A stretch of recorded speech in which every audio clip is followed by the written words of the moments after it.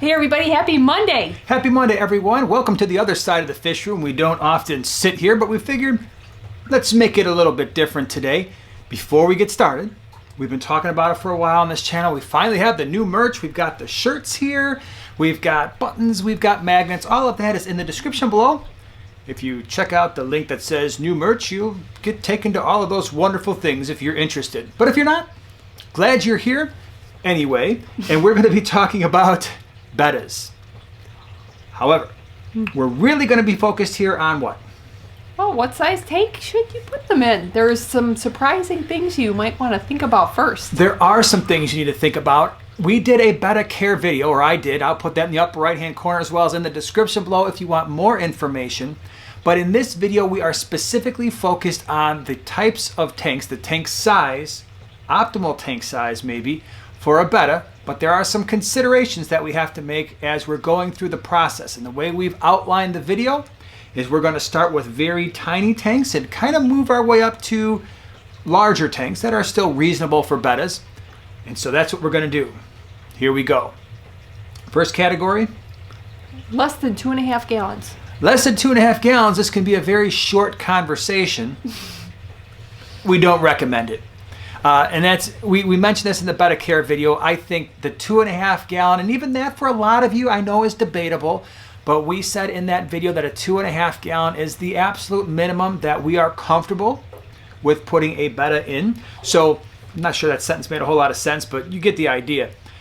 Less than 2.5 gallons, you just have problems with water volume, keeping water parameters consistent, and just having enough space even for lazy bettas. Yeah. So the 2.5 gallon, that again is the minimum. Now there are some challenges, wouldn't you say? I think yes. You had an entire Betta wall. I had a fleet of 10 2.5 gallons. That's right. Your 10 2.5 gallons were all kind of set up like jail cells, is what you called them? I did. I called them cells. Incarceration row? That's hard to say. But I just made that up. That's why it was hard to say. You try saying it. Incarceration row. Good job. Say it 5 times really fast. Anyway, the 2.5 gallon is a small tank, so that's kind of nice. It doesn't cost a lot of money. It's really easy to do water changes. The issue there, if you're thinking about keeping a Betta in a 2.5 gallon, there's a couple things. One, it really depends on the Betta personality. I know that's something that you ran into, that problem that you ran into with keeping bettas in a 2.5 gallon. What was the issue? Well, with their personality and activity level, if you've got some like real outgoing, hyper bettas that have a lot of energy, 2.5 gallon is not going to make them very happy. You're just going to see them pacing around a lot. The other thing too is, in addition to the activity level of your Betta, and they can be so different, they have their own personalities, is not only the activity level, but just their personality in general. Some bettas are really outgoing. They come to the front of the glass right away when they see people walking in the room, and others are a lot more shy. In our experience, the bettas that are more shy actually do okay in those smaller tanks approaching those 2.5 gallon volumes. But if you've got a more outgoing Betta, then and it's more active, maybe you want to try for a larger tank. Now the other thing too is you brought up tank maintenance on that 2.5 gallon. That was one of the worst things, and multiply times 10. That was very difficult to keep those small little tanks clean. You wouldn't think with just one occupant and maybe a snail, it got dirty in a real hurry. And the other thing to keep in mind is, we mentioned this already, but keeping stable water parameters in a smaller tank is a little bit more challenging, especially for people who are newer to fish keeping. Now we've got lots of experience, or at least I have lots of experience, and you kind of have some as well now. But if you're new to keeping bettas, a larger tank is going to give you a better opportunity for keeping water parameters stable. And a 2.5 gallon, that's a very small tank. Now the next option I think would be a 5 gallon. Mm-hmm.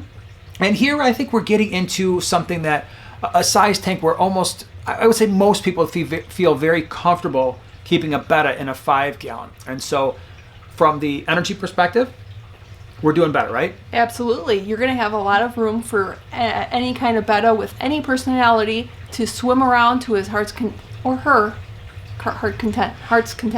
So yeah, when you've got a 5 gallon, that's giving it enough space, the Betta enough space to swim around. Also for those bettas that might be a little bit more outgoing, they're going to feel comfortable. And for the bettas that are a little bit more shy, that's still not an overwhelming tank volume where they're going to feel a little bit intimidated. And so when you've got those more shy bettas, sometimes those 2.5 gallons to 5 gallons might be nice, because it's like, okay, this isn't a massive water volume. If they're going to hide, it's still going to be a little bit easier to enjoy them and see them compared to if they got lost in a much larger tank for those shyer bettas.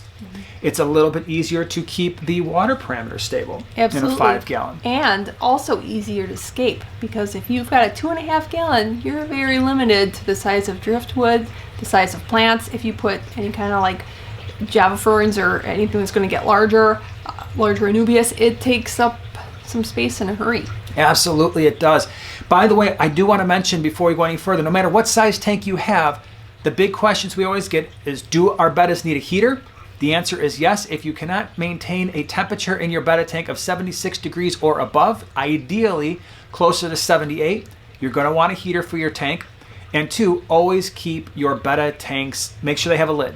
Because bettas, believe it or not, even with those long flowing fins, they will sometimes jump. And the last thing you want to do is find your betta on the floor in the morning. So that would be a bad thing.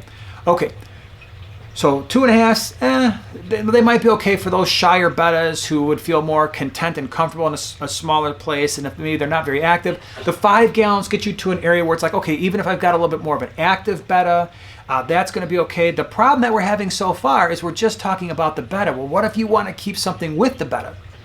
In a 2.5 gallon, I would say maybe like a nearite snail or a small mystery snail, knowing that when they get full size, you might have to move it out. Yeah, like I did. That's in my 2.5s. I had mystery snails, but they were babies, and I was a foster mom. In the 5 gallon, I think snails are perfectly acceptable. But for me personally, and I think you would agree, with a 5 gallon, we're still, for the most part, not keeping anything else in the tank except for the betta. Now, some bettas are rather docile, but the ones that are a little bit more aggressive, there's not a lot of space for fish to run to if the betta decides, you know what, this is my tank, it's my area, and it's mine alone, right? Yeah. The next tank size to consider, I would say, is something that is roughly 7.5 to 10 gallons. I think once you get to that, and you've got a lot of you've got 4 7.5 gallon cubes on your nano wall, anywhere from 7.5 gallons to 10 gallons, I think that is a really good size for a betta. And maybe some friends. And that's the direction that we're going now. So yes, you've got more than enough space for even the most active of bettas. If you go any larger than that, that's fine. But I think a 10 gallon is plenty of space for just about any betta for their activity level. If they're shy, they might hide a little bit, and then it might be a little bit harder to see them compared to the smaller tanks, but still it's a small enough tank where you're probably going to be able to enjoy them. But the big thing here, it's the friends, it's the tank mates. The posse. Once you get into those 7.5 to 10 gallon tanks and above, now you've got more options for tank mates. So what are some good ones? Ooh, I really like the pygmy cories. Those are super fun. Lampi ransboras, gold tetras, those are fun. Yep. Glow light tetras. Glow lights, yeah. The pork chop rasboras are really good. So what you're looking for here with a tank mate, this is not a tank mates video. We'll give you more suggestions in the Betta Care video in the description below.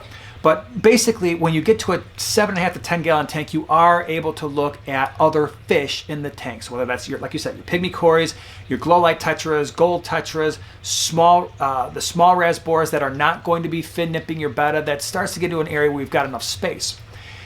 We're not going to cover the tanks larger than that because, let's face it, if a 10 gallon is a really good tank size, if you go larger for your betta, as long as your tank mates are okay, then the larger sizes are okay. But we just wanted to give you some things to think about. The question that we get a lot too is for filtration with your bettas. We actually did a video on the best types of filtration for your betta, the best filters. I'm going to put that in the upper right hand corner as well as in the description below, because we've got some good filters for just about any of the size tanks that we've mentioned so far. So I think those are some really good tank sizes to consider, some things to consider when you're choosing a tank. Hope you enjoyed the video. Appreciate you being here. Bye.